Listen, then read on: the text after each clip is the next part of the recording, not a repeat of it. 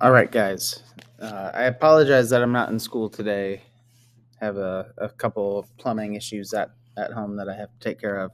So what I'm going to do is I'm going to try to walk you through the carbon cycle notes, and hopefully this makes sense. And then that'll kind of set you up to do the activity that I have planned for today. And then when I come back in on Tuesday, we can talk through any points of confusion or any issues that you're having. All right. So if you might want to follow along with your notes, you can annotate like we've been doing in class, and then, like I said, I can answer any questions on Tuesday when I come back to school. All right. So the next this week we're going to be spending a lot of time talking about different nutrient cycles. The first of which is the carbon cycle, and what we really need to think about in terms of the Earth is that the Earth is a closed system. And what that means is that all of the material here on Earth is really all we're ever going to get for most things, unless you're talking about sunlight. All the water that we have on the planet, all the carbon that we have on the planet, all of the nitrogen that we have on the planet, it's all we're ever going to have. And so life on planet Earth needs to have a way to recycle and reuse and keep using these nutrients, because we don't get any new shipments of carbon from outer space or anything like that. All right, so we need to understand how the different nutrient cycles work. And we're going to start with carbon. So the carbon cycle, as you can see in this diagram, shows how carbon moves throughout the ecosystem. And carbon moves throughout living things, non-living things. It moves over time. Some of it is fast and some of it is slow.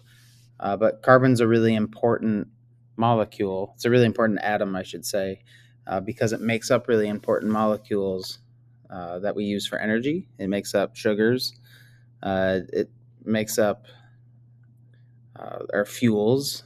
If you use gasoline or propane or methane, and we use it to build structures. It gives us structural support. We talked on Friday about shellfish and all that. Calcium carbonate. Carbon's an important part of that. It's an important part of all living things. We are carbon-based life forms. All right. Without carbon, we wouldn't have DNA. We wouldn't have any of the structures on our body. So carbon's really important. We need to understand how it moves.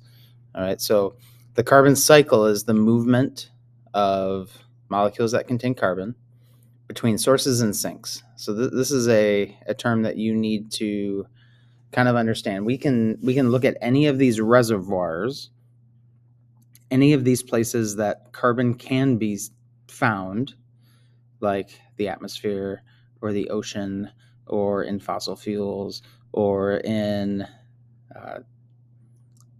animals and plants, and all of those we would call reservoirs. Okay, and those are just places that carbon can be found. And our book likes to classify them as either carbon sinks or carbon sources. And so what we can do is we can look over time and we can think about, is the carbon being released from this reservoir faster than it's building up, or is it being stored faster than it's being released? Okay, so carbon sinks are reservoirs that are storing more and more carbon every year, and they're gaining it faster than they're releasing it. So a good example of that would be the atmosphere. All right, carbon gets pulled out of the atmosphere through photosynthesis. Gets pulled out of the atmosphere through exchanges with the ocean and some other processes. But we are dumping so much carbon dioxide into the atmosphere by burning fossil fuels that if we tracked the amount of carbon in the atmosphere year to year to year, it's increasing. All right, so that would be a sink. A carbon source is a reservoir that's releasing carbon faster than it's taking it in. And the best example of that is fossil fuels. Fossil fuels are carbon sources that formed millions of years ago, and they take millions of years to form. They form very slowly. All right, and we drill and extract them much faster than they are replaced. So if we could look at all of the carbon underground stored as coal or oil or natural gas, we're quickly using it all up because we use it a lot faster than it naturally forms. Some other good examples of a source are the carbon stored in plants and trees. All right, and since a lot of the planet is being deforested, since we cut down a lot of forests to build developments and to clear land for agriculture, over time we're losing carbon in these forests. Okay, so we have two types of reservoirs, again, a sink and a source. And as you go through this, you can think about classifying each reservoir as a sink or a source. All right, this diagram comes from your book, and it labels a bunch of different ways that carbon can move through the ecosystem. And again, and then another part that AP kind of cares about is this a quick process or a slow process? All right, and we'll look at some of those. Okay, the big one that involves living things is photosynthesis and cell respiration, and you learned about both of these in your biology classes. But these are both part of the carbon cycle. This is the big way that we remove carbon from the atmosphere. Plants do a very good job of undergoing photosynthesis. This happens in algae as well, phytoplankton. But they absorb carbon dioxide from the atmosphere, and then they use energy that they collect from the sun, and they transform that carbon, and they build sugars with it. So we get 6 carbon dioxides that combine using energy from the sun to produce a glucose molecule, which is that C6H12O6. And this stores a lot of energy in the molecule, and it acts as a carbon source for all other living things. All right, so plants do a really good job of building their body structures out of carbon. And then when we eat those plants, we get access to that carbon. And we can that's how we get our energy. We get our energy from our food, the food that we eat. And that's how we get the carbon that we use to build all of our body structures. Because we cannot undergo photosynthesis being animals. All right, so we have this photosynthesis, again, pulling carbon out of the atmosphere. And then there's cell respiration. Cell respiration is done by plants and animals. That's important to note. A lot of people think of cell respiration as only an animal thing because of diagrams like this, because they show, the herbivore. They show the mouse going through cell respiration, but plants go through cell respiration as well. They need to also digest the sugars that they make. So cell respiration is the process that we can take a glucose and break it apart and generate energy. Okay, and that energy is what our bodies use to function.